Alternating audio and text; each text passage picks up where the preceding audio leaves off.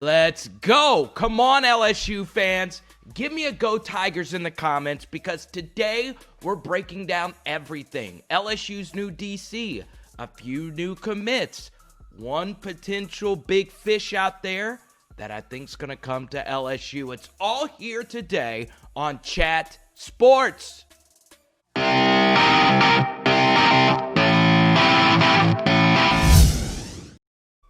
Bo Pelini is back. What? This is nuts. Are you kidding me? He is the new LSU defensive coordinator.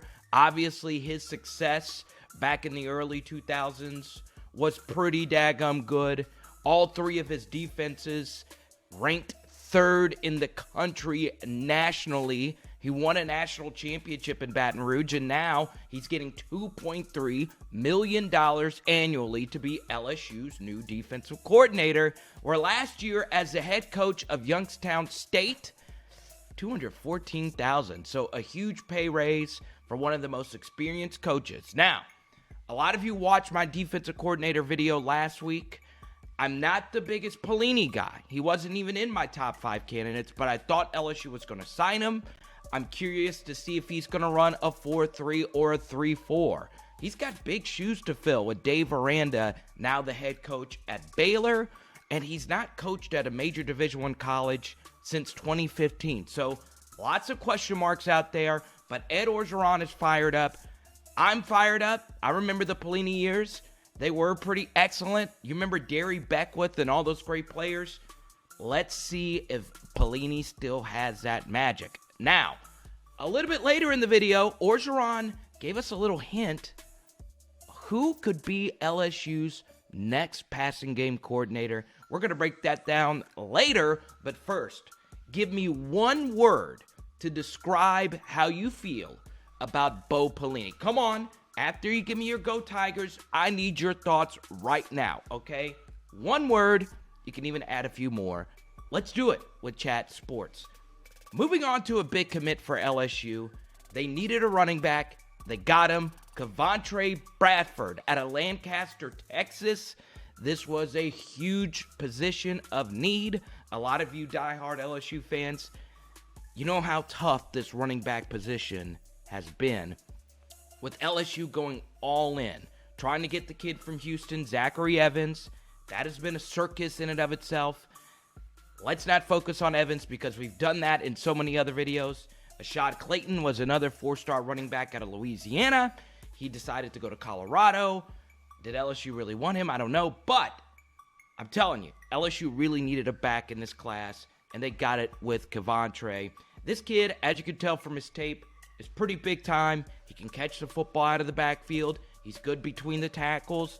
And here's the thing. If you want to be a running back in LSU's offense, you got to be able to do it all. Now, their depth chart next year looks pretty good with Chris Curry, Ty Davis-Price, and former 5-star John Emery. But it's important to develop that depth just in case someone gets injured or just in case somebody transfers. So LSU gets a nice player, a top 150 back coming in late for the Tigers. Let's do this. Why not? We have fun here at Chat Sports. Predict LSU's record right now for the 2020 season. They have got some difficult road games next year. Florida, Auburn, and Texas A&M. Makes it a little tough. So give me your predictions below right now. Now listen, a lot of you want some fresh LSU Tiger National Championship gear, or you might be looking towards the future. All you have to do is check us out with Chat Sports. Now it's simple. chatsports.com/champions. Okay? Because LSU, not only are they the champions, they're the greatest team of all time, and you need to get your gear or more gear if you already have some to commemorate a crazy year for LSU football. Get to it right now. chatsports.com/champions. Once again, that's chatsports.com/champions. And if you type in a promo code 29SHIP, I'm going to get that right, 29SHIP, you get free shipping with us here at Chat Sports. Another big commit for LSU, Alex Adams, a wide receiver out of Mississippi. Some have him as a 3-star, others have him as a 4-star. Obviously, LSU lost 2 receiver commits there at the end. Raheem Jarrett went to Maryland. Jermaine Burton went to Georgia. 2 surprises there, but still LSU has a few good receivers in this class in Coy Moore and Kayshon Boutte, and they pick up another here with Alex Adams. Now, obviously, what's really good for Adams is that he doesn't have to play right away. LSU's strongest position next year will be wide receiver with Jefferson and Chase coming back. Reese McMath will be back. Devonta Lee is going to be a great player for LSU. So they do have some depth at wide receiver already.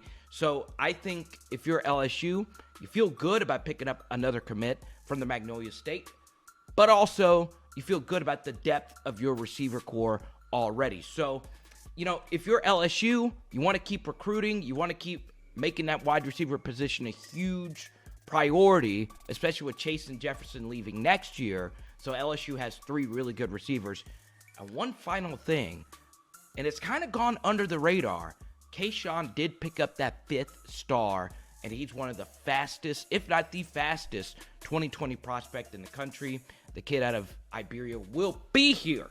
I can't wait to see him play. I think he's going to return kicks next year. So I'm pretty excited about the position going forward.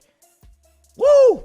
You don't want to miss out on any of these videos. Subscribe now. Click that subscribe button. If you're watching on one of your big screen TVs via a YouTube app, go to YouTube wherever you can, subscribe, and you'll never miss an LSU video from me. So do it right now and be a part of the Chat Sports team.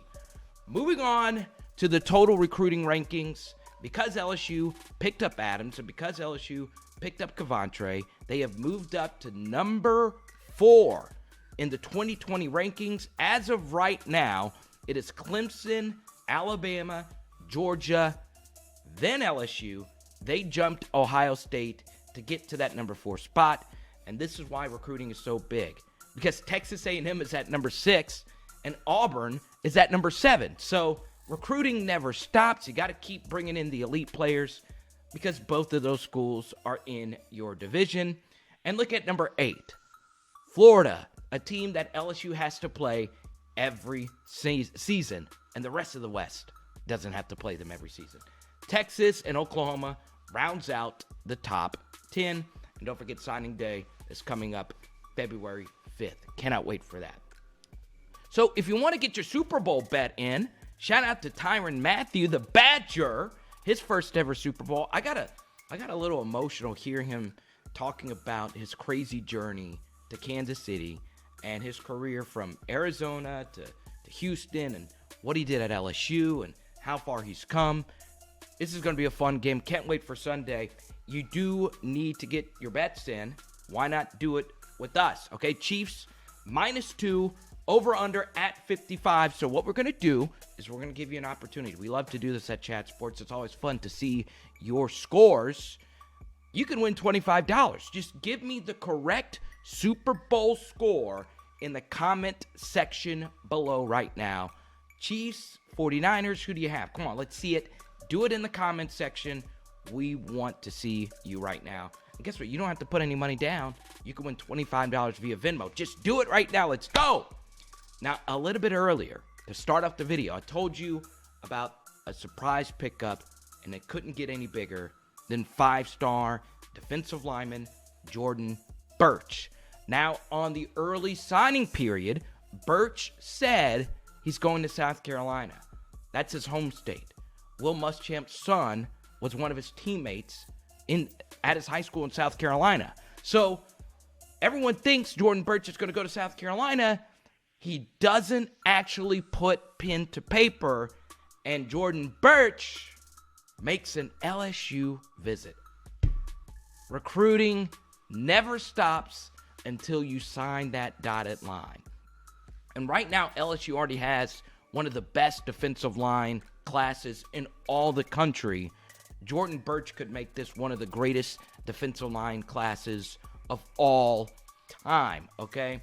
Now, the 247 director of recruiting and a lot of other 247 experts actually think Jordan Burch is going to flip to LSU.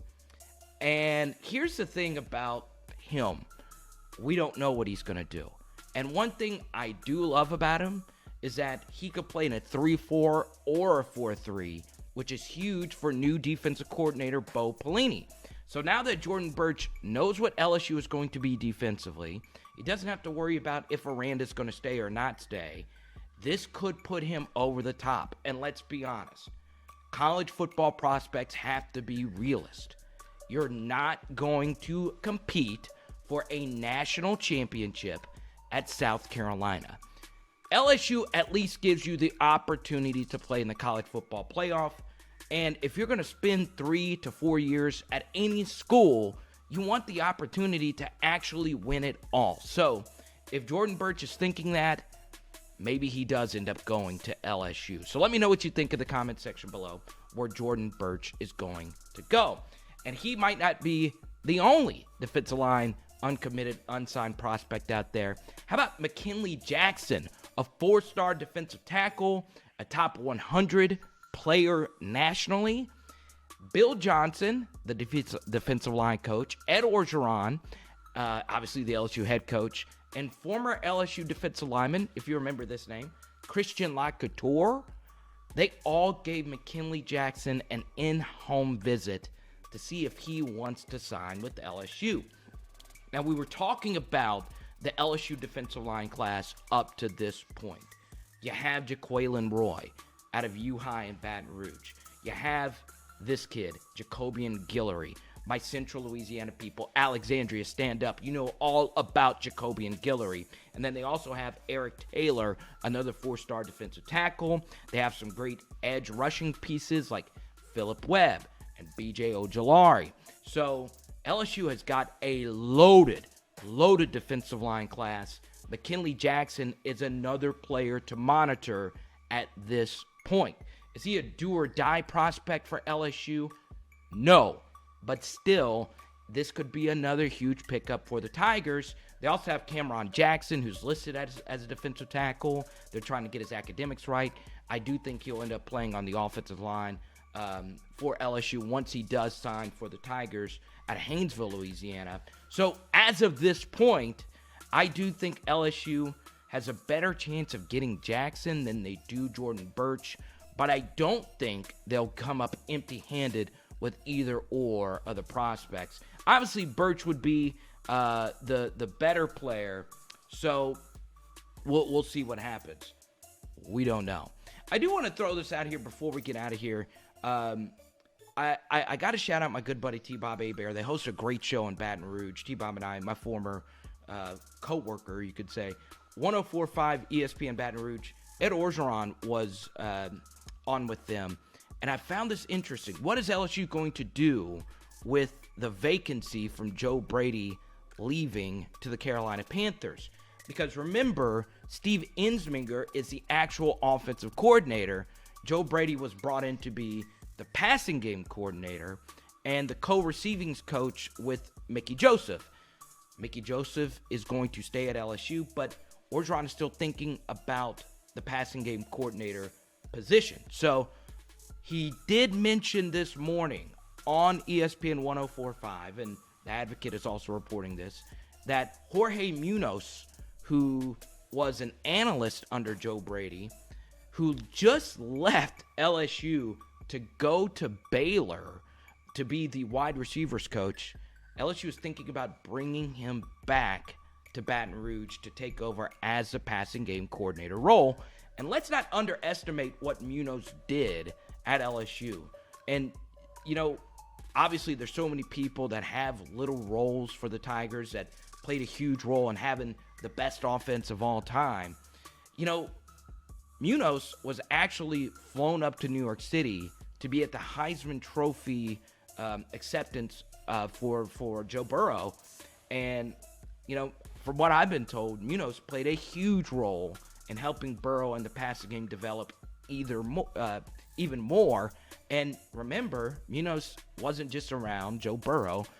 He was around all the LSU quarterbacks, which include, obviously, Peter Parrish and the favorite to win his starting job, Miles Brennan. So, it's crazy. Will LSU even replace the Joe Brady role? Will Munoz be coming back? Ed Orgeron just said it, that it could be a possibility. So I find it fascinating. I would like to see LSU bring someone in to help out Steve Insminger next year. And maybe Munoz could be the guy that keeps that passing game magic moving. Just wanted to throw that out there before we get out of there. Once again, Super Bowl predictions in the comments section below. Venmo me, first person that gets it right, you're getting $25. Let's do it right now. Before we get out of here, I got to do it, people. He was a big part of me. He was a big part of you.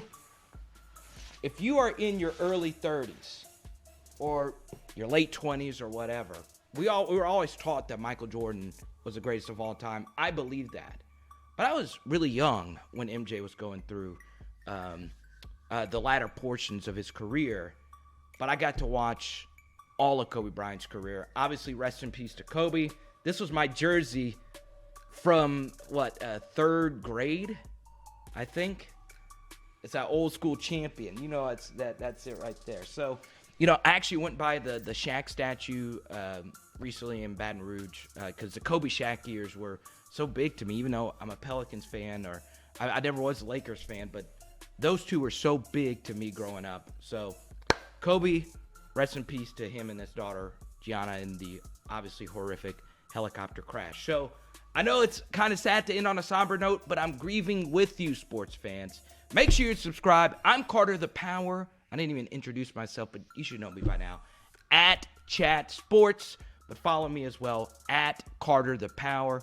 That's Twitter, Snapchat, Instagram, all that stuff. TikTok. And you're going to see some crazy videos on there. Let's see it. Chat Sports. You guys rock. Boom!